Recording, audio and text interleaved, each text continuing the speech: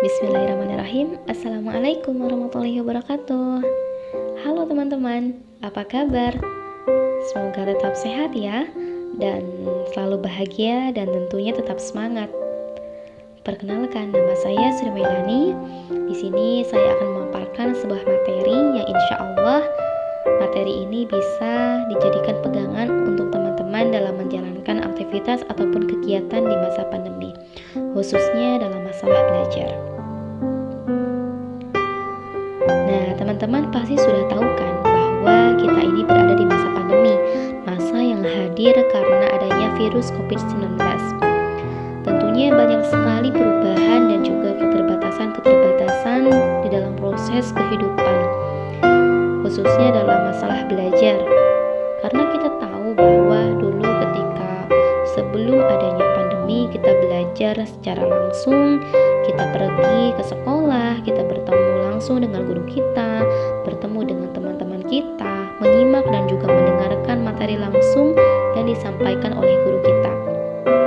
Namun setelah adanya pandemi ini, kita belajar online di rumah, kita belajar hanya menggunakan handphone, kita melihat materi di layar HP, dan itu membuat sebuah adaptasi baru yang harus kita jalankan.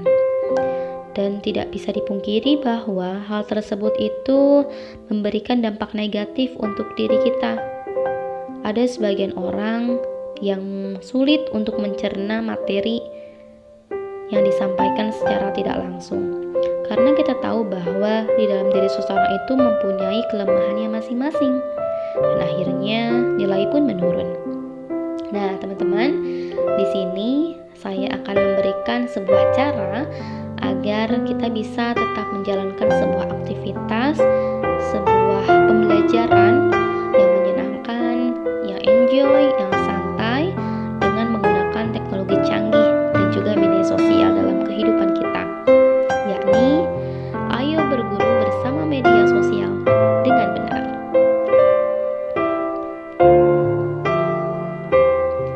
Nah, sebelumnya saya akan memaparkan sebuah macam-macam tipe ataupun macam-macam gaya belajar yang ada pada diri seseorang. Jadi teman-teman, di dalam diri seseorang itu mempunyai gaya belajar yang berbeda-beda loh. Di sini ada 4 tipe gaya belajar. Yang pertama yaitu gaya belajar visual. Jadi gaya belajar ini adalah gaya belajar yang berfokus pada penglihatan. Jadi mereka itu menggunakan penglihatannya untuk mengamati dan juga mempelajari objek seperti gambar, tulisan, ataupun video. Nah, yang kedua yaitu gaya belajar auditory, yaitu gaya belajar yang menekankan pada suara dibandingkan dengan tulisan. Jadi orang yang menggunakan gaya ini adalah orang yang lebih suka mendengarkan materi yang disampaikan dibandingkan dengan menulis. Dan bahkan orang ini jarang sekali menuliskan materi-materi yang disampaikan oleh guru ataupun dosennya. Dan yang ketiga yaitu gaya belajar kinestetik. Apa sih gaya belajar kinestetik itu? Iya, itu adalah sebuah gaya yang mengacu pada visual namun lebih detail berupa gerakan. Dan yang keempat yaitu gaya belajar membaca ataupun menulis. Teman-teman tahu nggak bahwa sebenarnya gaya ini adalah gaya yang mengarah terhadap visual loh, namun dia itu lebih detail terhadap menulis dan juga membaca. Jadi terdapat ekspresi lebih khas dalam menulis ataupun membaca. Nah, dari keempat tipe belajar tadi, maka tipe yang manakah yang ada di dalam diri kamu? Apakah tipe yang pertama, kedua, ketiga, atau yang keempat? Ini penting loh dipertanyakan bagi diri kita, karena ketika kita tahu gaya belajar yang efektif, maka kita akan mempersiapkannya dan itu akan memudahkan kita dalam mencerna sebuah materi. Nah, teman-teman, di sini selanjutnya saya akan memaparkan sebuah cara ataupun sebuah metode yang bisa digunakan untuk seseorang yang memiliki sebuah tipe ataupun gaya belajar, yakni sebuah gaya belajar untuk orang yang memiliki tipe visual. Kamu beruntung loh mempunyai gaya belajar visual ini. Kenapa demikian? Ya, karena kamu itu bisa menggunakan media sosial berbasis video dan sebagainya sebagai guru penggantimu. Karena orang yang menggunakan gaya visual ini, mereka lebih cenderung menggunakan panca inderanya, yaitu penglihatannya, untuk belajar. Nah, bahkan dari sebuah tes juga dilakukan bahwa banyak sekali orang yang efektif dengan cara ini. Nah, maka dari itu, mari belajar sambil menyimak video. Inilah yang akan saya paparkan, teman-teman. Ini yang khususnya dari materi yang sudah tadi itu. Jadi ada sebuah cara yang bisa kita gunakan, yang bisa kita lakukan untuk menjadikan video ini sebagai guru kita. Nah, teman-teman, jadi nih jangan sampai kita itu hanya asyik menonton video yang kurang berfaedah, apalagi video yang tidak senonoh, yang mana hal tersebut bisa merusak pikiran kita. Kita bisa menonton video di waktu santai dengan mendatangkan manfaat yang besar. Di sini ada 4 cara yang kita bisa gunakan dalam proses belajar sambil menyimak video.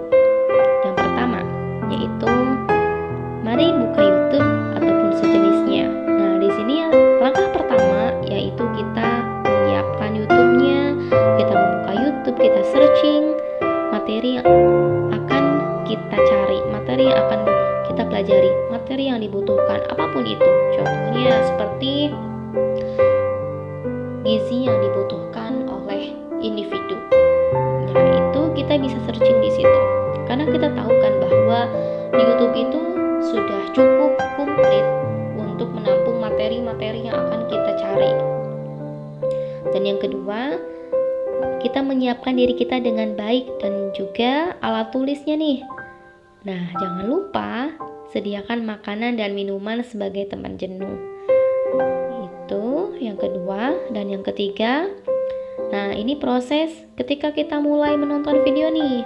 Jadi ketika kita nonton video, kita dengarkan baik-baik, lalu mata kita fokus melihat dan tangan kita mencatat sedikit demi sedikit dengan menggunakan bahasa sendiri. Karena ketika kita menggunakan bahasa sendiri dalam tulisan tersebut, kita akan lebih mudah paham. Karena tidak berpikir lagi, apa ya ini, harus dicari artinya, harus dicari maknanya. Tidak demikian.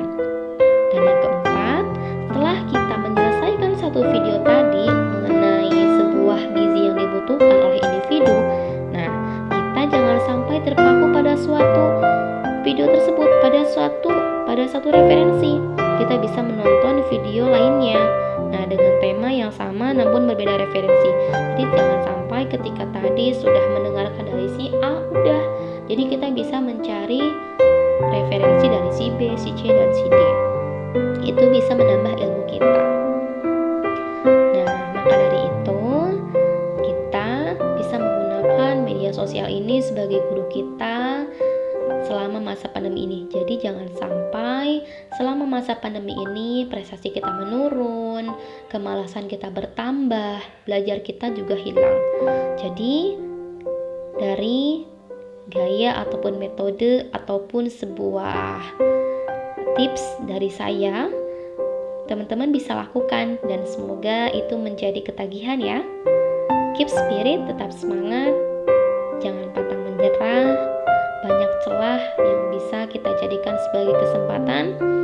Di balik kesulitan pasti ada kemudahan. Cukup sekian yang bisa saya sampaikan. Terima kasih dan semoga bermanfaat. Wassalamualaikum warahmatullahi wabarakatuh.